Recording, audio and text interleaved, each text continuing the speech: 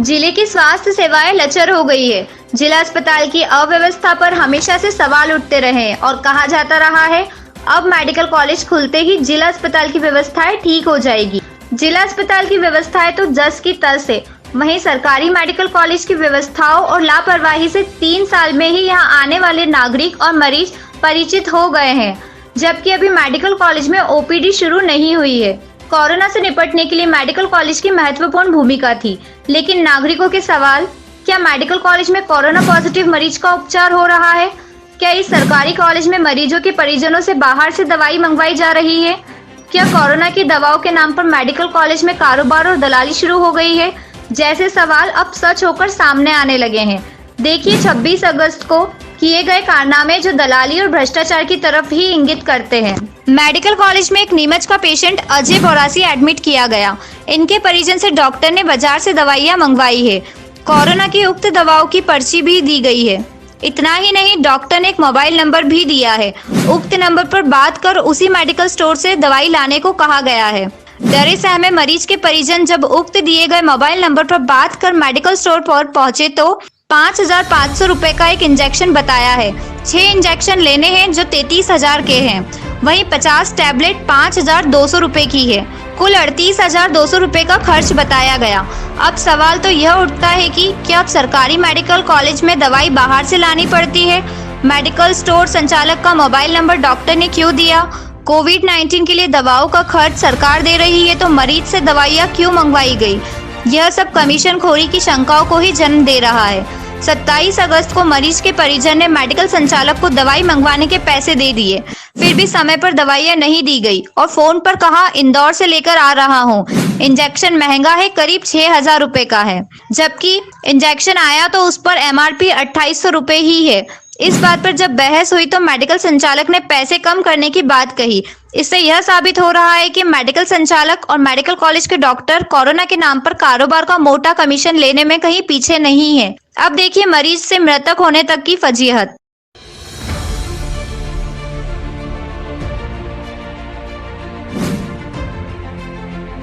विगत 4 दिनों से जीवन और मौत से संघर्ष करने वाले इस मरीज को अंत समय में भी चैन नहीं मिला।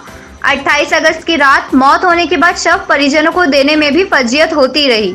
29 अगस्त की सुबह 8 बजे शव देने को कहा था, लेकिन लचीली कार्यशैली के चलते 4 घंटे बाद शव मिला। मृतक के भतीजे ने बताया, मैं सोनू बोरासी नीमच का रहने वाला हूँ। मेरे अंकल की कोरोना कारण डेथ हो गई।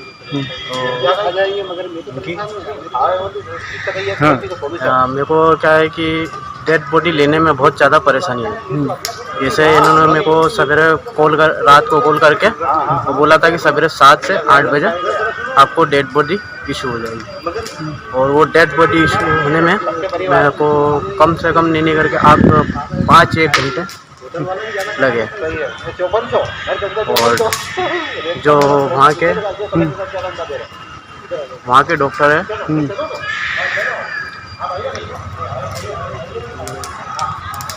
उन्होंने हमको क्या कि बहुत परेशान करा है। किस तरीके के काय में लेट हुआ? आप एम्बुलेंस में लेट हुए या कोई डॉक्टर की कार्रवाई में लेट हुए हैं? जी, डॉक्टर की कार्रवाई में भी लेट हुए। हाँ। फिर उसके अलावा हम ये एम्बुलेंस के कारण भी लेट हुए हैं, और कभी वो डेड बॉडी वाले नहीं थे वहाँ, फिर उन्होंने डेड बॉडी वाले इशू करे तो वो मेरे को 1 घंटा लगा है डेड बॉडी उठाने वाले। इस मामले में मेडिकल कॉलेज पुलिस चौकी प्रभारी सुरेश कुमार शिंदे ने बताया, मेरा नाम ASI सुरेश कुमार शिंदे, पुलिस चौकी प्रभारी मेडिकल कॉलेज। सर, ये जो बॉडी चल रही है कोरोना की, सर ये कितने टाइम से पड़ी हुई थी और कहाँ की बॉडी है? सर ये नीमच की बॉडी है। इनका नाम, मृतक का नाम अजय बोरासी है और ये कोरोना पॉजिटिव है। इनका अंतिम संस्कार कोरोना प्रोटोकॉल के तहत करवाया जाना है। इनके परिजनों से मेरी सुबह 8 बजे बात हो गई थी। 8 बजे इनके परिजन आ भी गए थे, तो मैंने इनको कहा, मैंने सभी कर्मचारी 9 बजे आते हैं, 9 बजे का टाइम दिया था इनको। 9 बजे मैं तो अपनी ड्यूटी पे प्रेजेंट था, परिजन भी प्रेजेंट थे अस्पताल में मेरे द्वारा। फिर वहाँ पे कभी तहरीर लाने में लेट हुए तो कभी स्वीपर लाने में लेट हुए, तो कभी गाड़ी का वेट करा, और गाड़ी भी एक ही है वहाँ पे।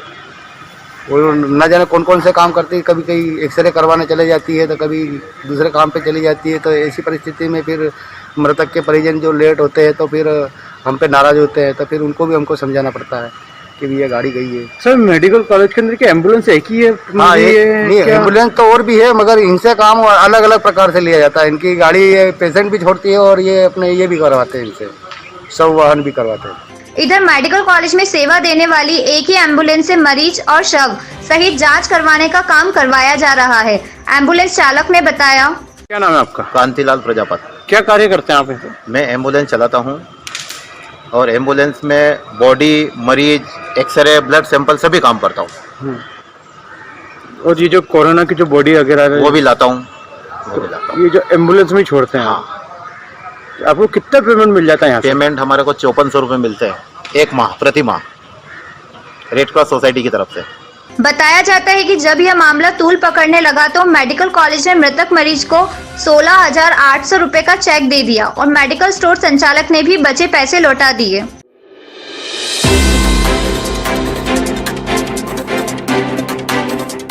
सोयाबीन और मक्के की फसल खराब होने से किसानों को चिंता में डाल दिया है। मानसिक और आर्थिक रूप से संकट में फंसे किसान शनिवार को खराब फसल लेकर कलेक्टर कार्यालय पहुंचे और प्रदर्शन किया। किसान खराब हुई फसलों का सर्वे कर मुआवजे की मांग कर रहे थे। किसानों को 7 सूत्रीय मांग वाले ज्ञापन को डिप्टी कलेक्टर मनीषा वास्कले लेने पहुंची, लेकिन किसानों ने उन्हें नहीं दिया और कलेक्टर को बाहर बुलाने की मांग करते हुए वहीं धरने पर बैठ गए। कुछ समय बाद कलेक्टर गोपाल चंद डाट बाहर आए और किसानों से चर्चा कर ज्ञापन लिया। किसानों ने अपनी पीड़ा बताते हुए कहा, और क्या आश्वासन मिला है आपको? किसानों की जो समस्या है, जो सोयाबीन सूख रही है, एक तो सबसे बड़ी समस्या, हर किसान पूरे जिले में सभी किसानों की फसल अभी बहुत खराब हो रही है बारिश की वजह से। और एक तो किसानों को बीमा पहले ही नहीं मिला है। हमारे जैसे सोसाइटी है 470 बीमे किए थे 17 में 18 में, उसके बाद सिर्फ मतलब 70 जने के बीमे मिले और बाकी 400 के बीमे नहीं मिले। फसलें सबकी खराब हुई थी। नहीं, इस साल बीमे हो नहीं रहे तो किसानों को बहुत परेशानी आ रही है। इसलिए क्या कारण है उसका? ये ओवरड्यू हो गए। जैसे कर्जा माफ़ी के लिए वो किसानों ने पेमेंट हुआ नहीं, उसलिए ओवरड्यू हो गए। अब ओवरड्यू हो गए, बीमा हो नहीं रहा उनका, अब कैसे बीमा करेंगे वो? ना अब बैंक पे जा रहे, चक्कर लगा रहे, बीमा कर नहीं रहे, तो बहुत तकलीफ आ रही किसानों को। और इस साल अभी जो बहुत मतलब हमने पहले भी एक ज्ञापन दिया था, घोड़े रोज और सुअर जो हमारे को बहुत परेशान कर रहे, हमने पहले भी कलेक्टर महोदय साहब को ज्ञापन दिया था, उसके लिए अभी तक हमारे को कोई सुनवाई नहीं हुई। ने अभी जो हमने सोयाबीन की फसल पूरे जिले की खराब हो गई तो हमने फिर ज्ञापन दिया, पूरे जिले के सभी किसान इकट्ठा हुए, सब किसानों के साथ हमने मतलब सोयाबीन की फसल का जो भी खराब हुई उसकी हमने कलेक्टर साहब से बात करी।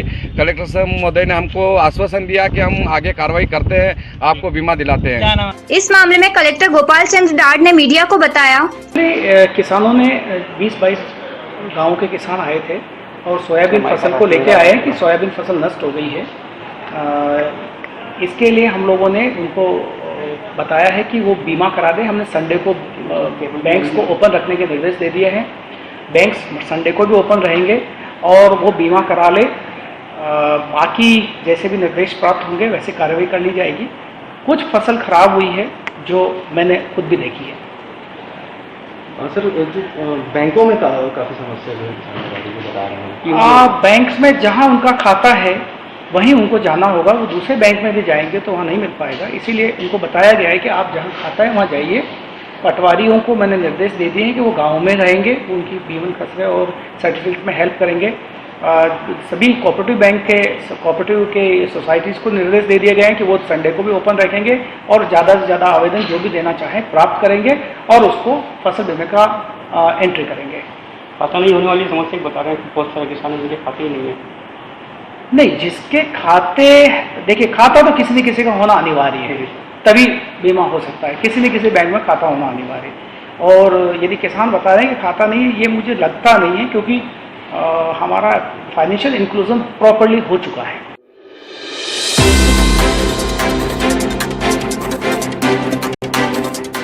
बाजना बस स्टैंड पर गड्ढे होने पर रहवासी आक्रोशित है। नागरिकों ने कांग्रेस कार्यकर्ताओं के साथ प्रदर्शन किया। गुस्साए लोगों के हाथों में सड़क के गड्ढे भरने की मांग वाले पोस्टर भी थे।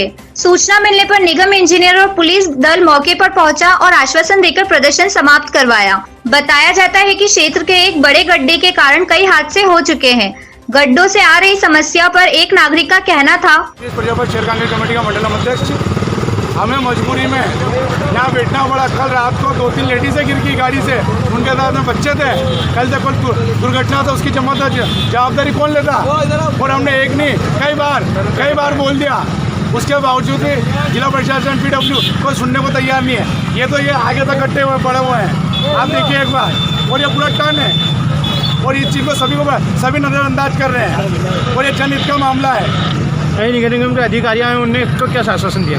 उन्होंने सिर्फ आश्वासन दिया है कि PW की रोड है, हम तो खाली आके खड़े होके हम आपका काम कर रहे हैं। और आप नगर निगम का नारेबाजी क्यों लगा रहे हैं? हमें क्या मालूम कि नगर निगम का आएगा, PWD विभाग आता है, नगर निगम आया ही क्यों? हमें तो एक काम, हमें तो हमारा गड्ढा बना के कर लेने हुआ तो हम ये रोड पूरी जाम कर देंगे।